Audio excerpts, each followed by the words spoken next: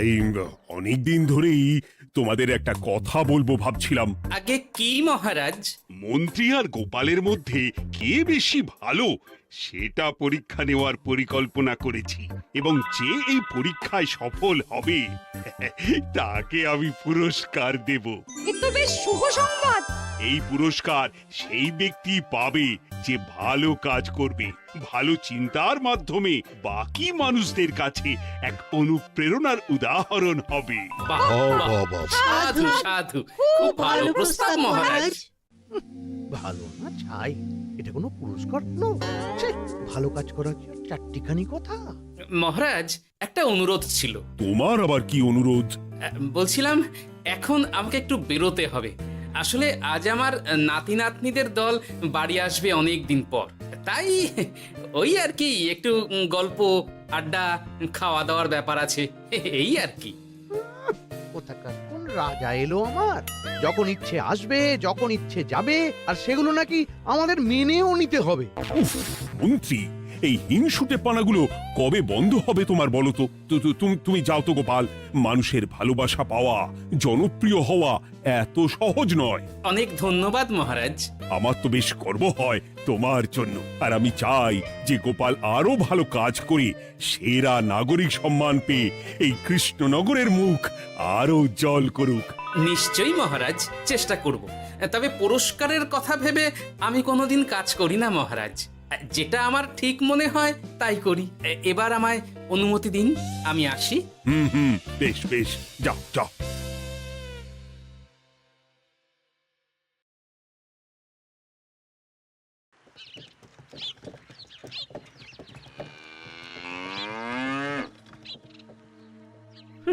সেরা নাগরিক সম্মান সেটাও নাকি পাবে ওই গোপাল।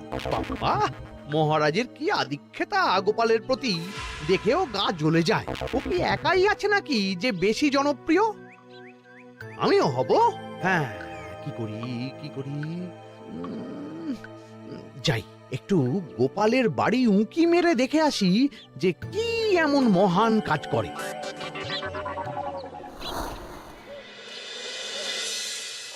ও দিদা, শরবতটা দারুণ হয়েছে গো। হ্যাঁ, প্রাণটা জুড়িয়ে গেল।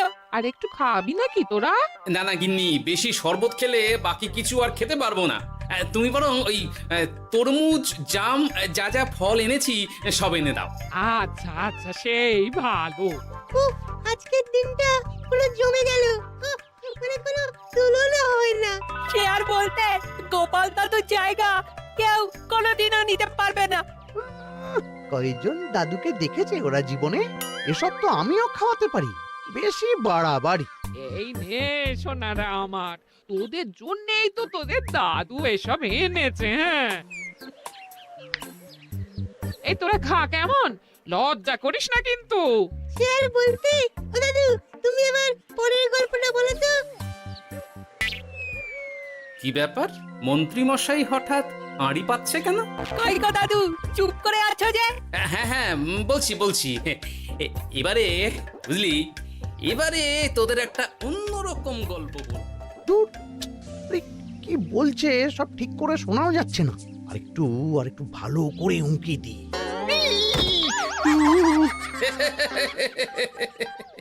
কি মন্ত্রী মশাই, ধরা পড়ে গেলেন তো? ওই জন্যই বলে অতি কৌতূহল ভালো নয়। কিসের কৌতূহল শুনি? কিসের কৌতূহল? তুমি কি ভাবছিলে যে আমি আড়ি পাচ্ছিলাম? মোটেই না। আমি একটা দরকারি জিনিস খুঁজতে খুঁজতে ভুল করে চলে এসেছি এখানে। হ্যাঁ। আপনি কত ধরনের ভুল করতে পারেন সেসব আমার জানা আছে মন্ত্রী মশাই। এখন আমি সব আপোষ করে নিচ্ছি। এরপর এমন হবে যে লোকে তোমাকে পাপোশ করেও পুজবে না। না, কেমন যেন ঠেস মেরে কথাগুলো বলে গেলে মনে হচ্ছে। মন্ত্রী মশাই অমন করে রেগে গেলেন কেন গোপাল দাদু? আমিও তো সেটাই ভাবছি রে। যাকে সেসব বাদ দে, নে আমরা বরং গল্পে ফিরি। সেই ভালো।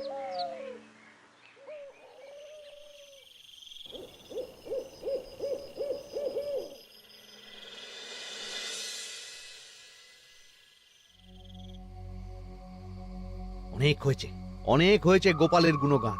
এবার থেকে আমিও এমন কিছু করব যাতে আমি গোপালের থেকেও বেশি জনপ্রিয় হই, কিন্তু তার জন্য গোপালের কাজকর্মের ওপর একটু নজর রাখতে হবে।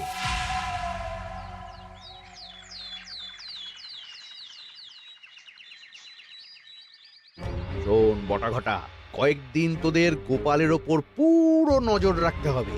গোপাল কিভাবে কি করছে, কেমন করে করছে, সব এসে আমাকে জানাবি তোরা। আচ্ছা মন্ত্রীমশাই, চিন্তা করবেন না।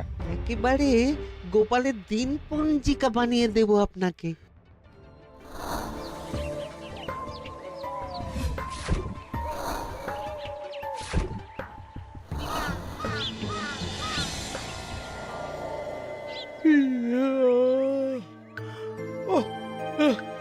দুপুরের ঘুমটাও একটু ঠিক করে ঘুমোতে দিবি না রে তোরা? কি হয়েছে বল। আগে মন্ত্রীমশাই আপনিই তো বলেছিলেন। ঠিক আছে, ওহো, বল কি হয়েছে। দেখে যা বুঝলাম গোপাল বড় উদার, পরোপকারীও। সে কাউকে ঠকায় না, আর নিজেও ঠকে না। হ্যাঁ, সবাই তাকে খুব ভালোবাসে।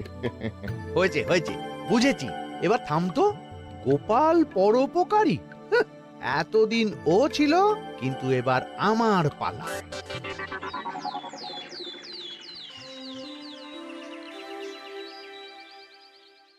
মহারাজ, আমার একটা কাজ আছে, তাই আজ একটু তাড়াতাড়ি বেরোতে হবে। দয়া করে অনুমতি দিন। তোমার আবার আজ কি কাজ আছে? কেন মহারাজ, আমার কি কোনো নিজের কাজ থাকতে পারে না? আপনার যদি আমার উপর কোনো সন্দেহ থাকে, তাহলে আপনি নজর রাখতে পারেন। আহা মন্ত্রী, আমি কি সে কথা বলেছি একবারও? তাহলে এটা যদি গোপাল বলতো, তাহলে কি আপনি ওকে এত প্রশ্ন করতেন? এর মধ্যে আবার আমি আসছি কোথা থেকে? দেখছেন তো মহারাজ, কেমন আগ বাড়িয়ে ঝগড়া করতে আসে। ওহো, ঠিক আছে মন্ত্রী, তুমি যাও। ও কি, আবার কি হলো? প্রণাম করছো কেন? ভালো কাজ শুরু করার আগে আপনার আশীর্বাদ নিয়ে নিলাম মহারাজ।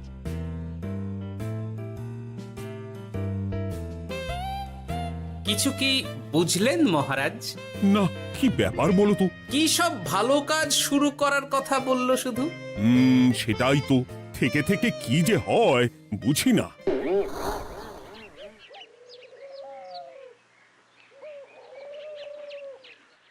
তা বলেছিলাম, সব মনে আছে তো?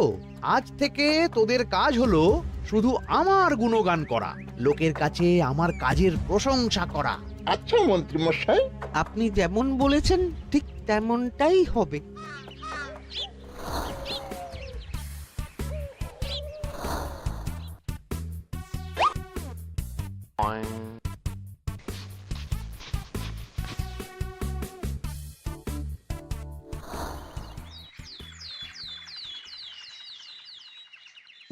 সত্যি কথা, মন্ত্রী মশাইয়ের মতো আর ভালো মানুষ হয় না।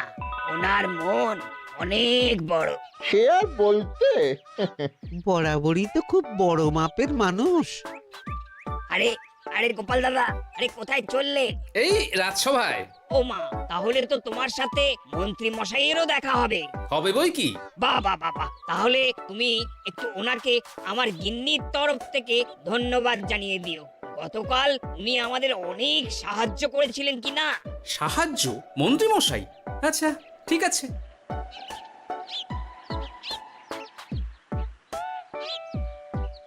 কিরে, কোথায় যাওয়া হচ্ছে সব? আজকাল তো তোদের দেখতেই পাওয়া যায় না। বাড়িতেও গল্প শুনতে আসিস না তোরা। কি করে যাবো বলো তো গোপাল দাদু, সময় হয় না তো। সে কি কথা? খুব চাপ চলছে নাকি? না না, সে কথা নয়। আসলে মন্ত্রী মশাইয়ের বাড়িতে একবার ঢুকলে খাওয়া দাওয়া গল্প খেলা সবকিছু সেরে বেরোতে বেরোতেই অনেক দেরি হয়ে যায়, তাই আর তোমার বাড়িতে যাওয়ার সময় হয় না। মন্ত্রী মশাইয়ের বাড়ি? ও, মন্ত্রী মশাই মনে হয় ভালোই সবার মনে জায়গা করে নিচ্ছে। যাকে ভালো কথা, সবার ভালো হলেই ভালো। তা মন্ত্রী, চারপাশ থেকে তো তোমার নামে বেশ ভালো ভালো কথাই শুনছি। খুব ভালো। এইভাবেই মানুষের পাশে থাকো সব সময়। এখন তো গোপালের থেকেও সবার মুখে তোমার নামই আগে আসে। বেশ হয়েছে, এটাই তো চাইছিলাম। গোপালকে ছাপিয়ে গেল মন্ত্রীর কাজ, সকলের মুখে তাই ওর নাম আজ। ও কি গোপাল, তুমি এত চুপচাপ কেন? সবাই এখন আমায় বেশি ভালোবাসে, এতে কি তোমার কোনো অসুবিধা হচ্ছে গোপাল? অসুবিধা? কি যে বলেন মন্ত্রী মশাই, এটা তো খুব ভালো কথা। তবে কি বলুন তো, মানুষ যত তাড়াতাড়ি মাথায় তোলে, কিছু হলে ঠিক তত তাড়াতাড়ি মাথা থেকে নামিয়ে দেয়। মানে কি বলতে চাইছো? না তেমন কিছু না, ওই নিজের জায়গাটা ধরে রাখাটাই আসল। সত্যি কথা বলেছো গোপাল, এক দুদিনে রাতারাতি কিছু অর্জন করা যায় না। যাই হোক, সভা আজ এখানেই শেষ করলাম। না, এখন আর কারোরই আমাকে প্রয়োজন নেই মনে হয়। সবাই তো মন্ত্রী মশাইয়েরই জয়গান করছে, তবু যেন কেমন খটকা লাগছে আমার। ধুর, এত ভেবে কাজ নেই, ভোলা ময়রার দোকান থেকে বরং কটা রসগোল্লা কিনে নিয়ে যাই। কই গো, আমাকে গোটা 10 রসগোল্লা দাও তো। রসগোল্লা তো হবে না। কি হবে না? এই তো সামনে রাখা দেখতে পাচ্ছি। ওগুলো ওই মন্ত্রী মশাইয়ের জন্য রাখা আছে, ওগুলো ছাড়া তুমি অন্য কিছু বলো, আমি দিচ্ছি। না থাক, কিছু লাগবে না।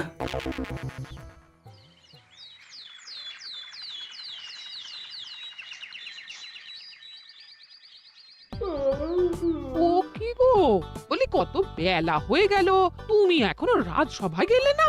কদিন ধরে দেখছি কিছু হয়েছে, আর তোমার রাজসভায় বলি যেতে ইচ্ছে করে না বুঝি?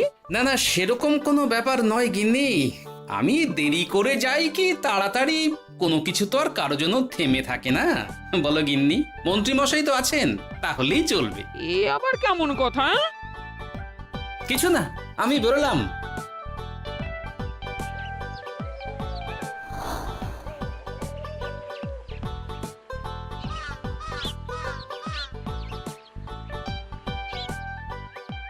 কিরে, তোরা সব এখানে দাঁড়িয়ে কেন?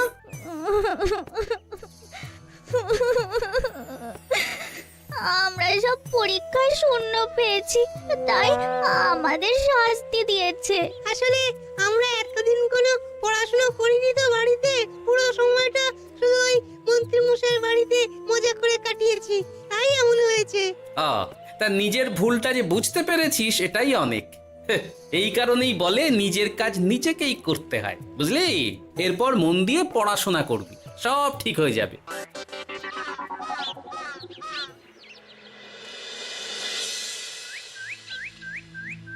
ও কি গো ভোলা ময়রা, এমন মুখ বেজার করেছো কেন?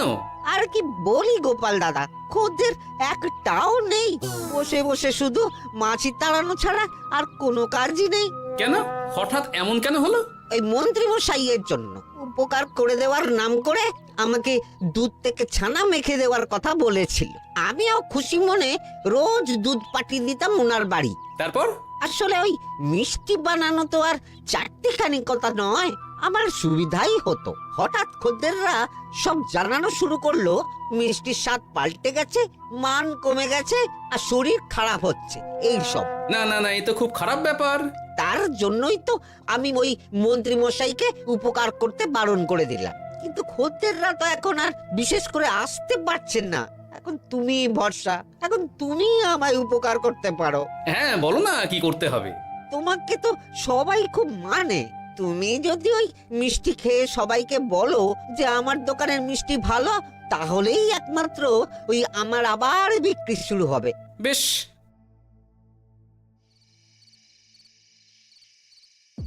শোনো শোনো, তোমাকে না একটা কথা বলার আছে। কি কথা? তুমি ভালো মানুষই করছো, তাতে তোমার লাভ, আমার কি লাভ আছে তাতে? মানে তোমার আবার কি চাই?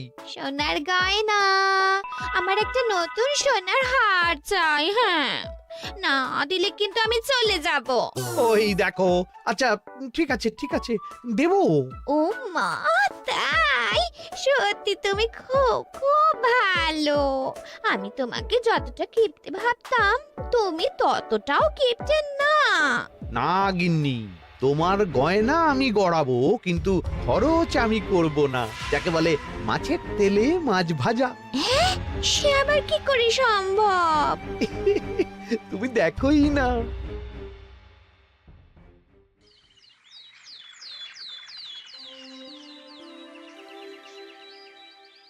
মহারাজ আপনার কাছে একটা অনুরোধ ছিল। হ্যাঁ বলো না। এই আগামী সপ্তাহে আমি সকলকে বিনামূল্যে বস্ত্র ও খাদ্য সামগ্রী বিতরণ করতে চাই। আর তার জন্য আমার ইচ্ছা যে আপনি সেখানে প্রধান অতিথি হয়ে আসুন। বাহ বাহ বাহ, এ তো ভারী উত্তম প্রস্তাব, নিশ্চয়ই যাব।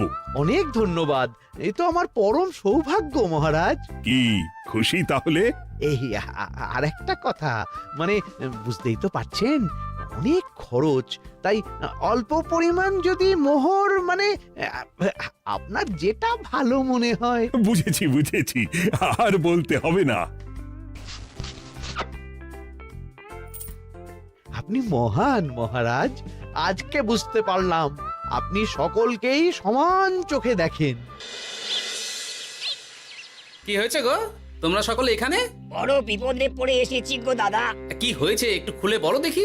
মন্ত্রী মশাইয়ের অতি উপকারের ঠেলায় আমাদের সকলেরই বড় সমস্যা দেখা দিয়েছে। প্রথম বুঝতে পারিনি, কিন্তু এখন বুঝতে পারছি। দয়া করে কিছু একটা করো গোপাল দাদা। বুঝলাম, ঠিক আছে, আমি দেখি কি করতে পারি। যা বুঝছি, কিছু একটা করে মন্ত্রীমশাইয়ের উপকার থেকে সকলকে বাঁচাতেই হবে। কিন্তু কি করি পেয়েছি উপায়। সামনেই বস্ত্র ও খাদ্য সামগ্রী বিতরণের অনুষ্ঠান করবে বলেছে না?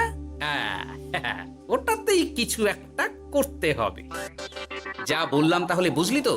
ভালো করে মন্ত্রীর উপর নজর রেখে আমাকে সবটা জানা। হ্যাঁ গোপাল দাদু, কোনো চিন্তা করো না, মন্ত্রী মশাইয়ের আসল রূপ সামনে আসবেই।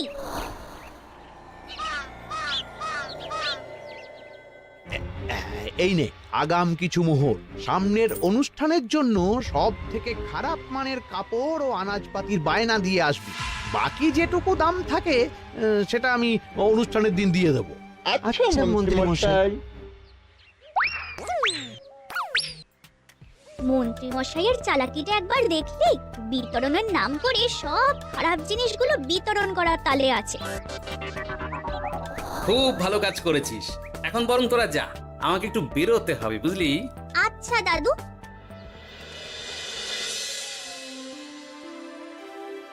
তুমি সত্যি বলছো গোপাল?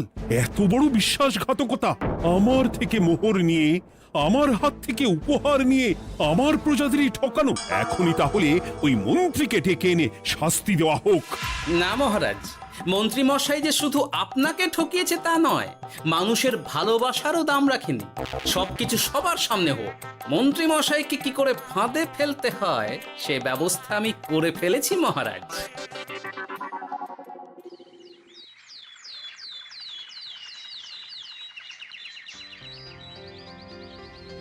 যাক বাবা, এই সুযোগে প্রচুর মোহর হাতে চলে এলো।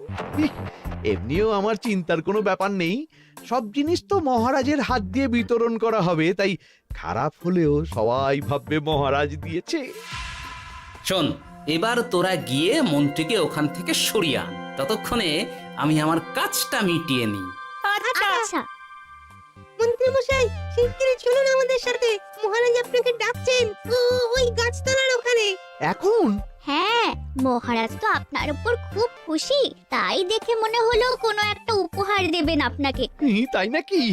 বটেই তো, আমি এক্ষুনি যাচ্ছি। এবারে জমবে মজা।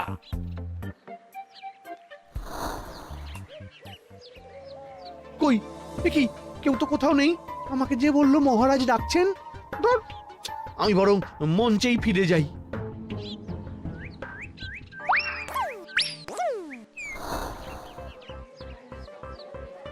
মন্ত্রী মশাই, আমরা চলে এসেছি। আপনি বলেছিলেন আজকে আমাদের পাওনা মিটিয়ে দেবেন।